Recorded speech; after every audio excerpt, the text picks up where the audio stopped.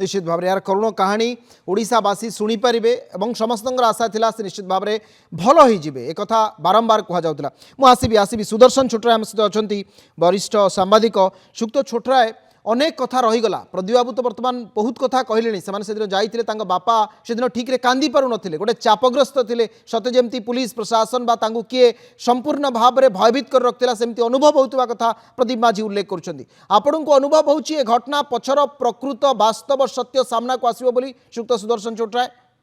एक कथार वास्तव सत्य पदा को ही आसीबा दरकार आज न काली आसीबो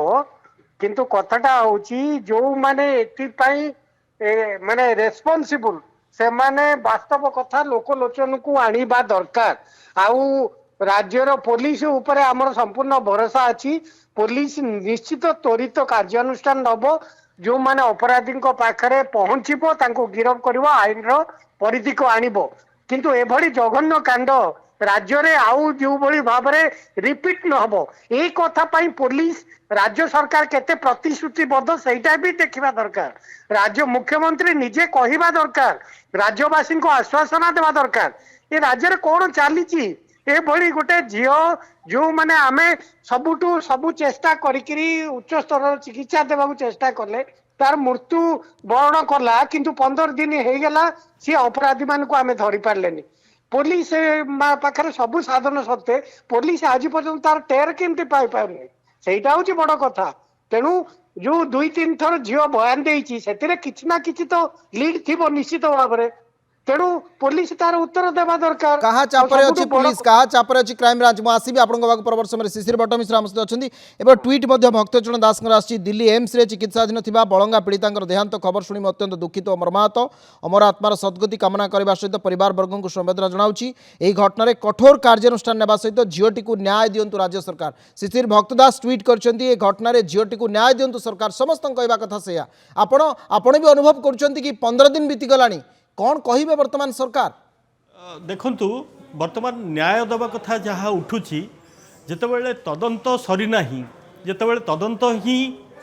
चूड़ांत पर्याय रे पहुँची नाही बा गोटे कनक्लूसिव एंड को आसी नाही गोटे लॉजिकल एंड को आसी नाही एवं ए पर्यंत किए दोषी ताकू निर्दिष्ट करा जाय नाही बा चिन्हट करा जाय नाही ताहले न्याय कौन मिलिबो प्रश्न ये उठुची जे घटनाटी कौन थिला घटना पछर सत्यताटा कौन थिला ये कथा प्रथम कथा होची जे तदंतकारी संस्था तार सी उन्मोचन करिवार आवश्यकता रही किंतु एपर्यंत ताहा हेची बोली विश्वास हो नाही कारण आपण जानिथिबे जे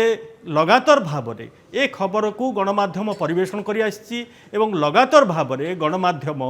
पुलिस को सबुबले पचारिबा चेष्टा करछि जे घटना पछर सत्यताटा कौन किंतु पुलिस सबुथर द्व्यर्थबोधक शब्द कही एवं ताकू एड़े जीवा भलिया शब्द कही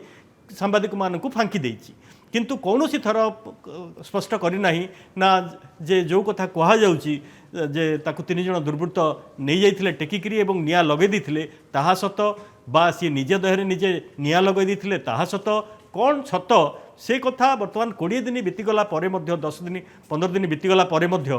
ताहा जना पड़िला नाही 19 तारिख रे घटना आज 2 तारिख से दिन थिला शनिवार आज मध्य होची शनिवार ए उभय शनिवार रो घटना ये जो अशुभ शनिवार रो जो घटना या को ए पर्यंत ना क्राइम ब्रांच ना पुलिस कहीं स्पष्ट करि पारले नाही कहगला घटनार तदंत क्राइम ब्रांच करुच्ची किंतु मझिरे देखागला जे बलंगा थाना आईआईसी एवं एसटीपीओ जाइकरी पीड़ितांकर बयान रेकर्ड कले थरे जाइकरी क्राइम ब्रांच जाइकरी बयान रेकर्ड करथिले गोटे पटे क्राइम ब्रांच तदंत करुथुला आ गोटे पटे पुलिस तदंत करुथुला ए दी जनक दीटा एजेंसी तदंत करुथुला बेले ए पर्यंत कोनोसी कनक्लूसिव एंड बा कोनोसी निर्णायक परिसमाप्ति के आसी पारला नाही तदंत जहाँ फल वर्तमान समग्र राज्य रे समस्त मनरे गोटे प्रश्न ए घटनाटी थिला कौन ए घटना रे पीड़िता देहरे निया लागिला केमती जदि निया लागिला किए लगैला काहींकी लगैला एवं या पछर कारण कौन थिला कौन घटना थिला 15 दिन पर मध्य पुलिस हाथ खाली बारंबार आपण गणमाध्यम देखुथिबे जे प्रत्येक दिन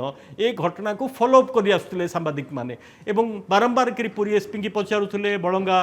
आईएसी को पचारुथिले एसडीपीओ को पचारुथिले क्राइम ब्रांच को पचारुथिले समस्त को पचारुथिले एवं कौटी ठारे संतोषजनक उत्तर बा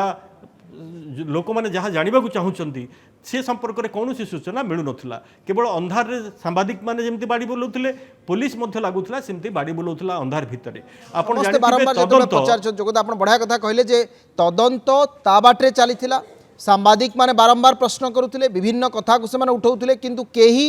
ସିଧାସଳଖ ଉତ୍ତର ଦେଉନଥିଲେ ବା ସ୍ପଷ୍ଟ ଉତ୍ତର ଦେଉନଥିଲେ।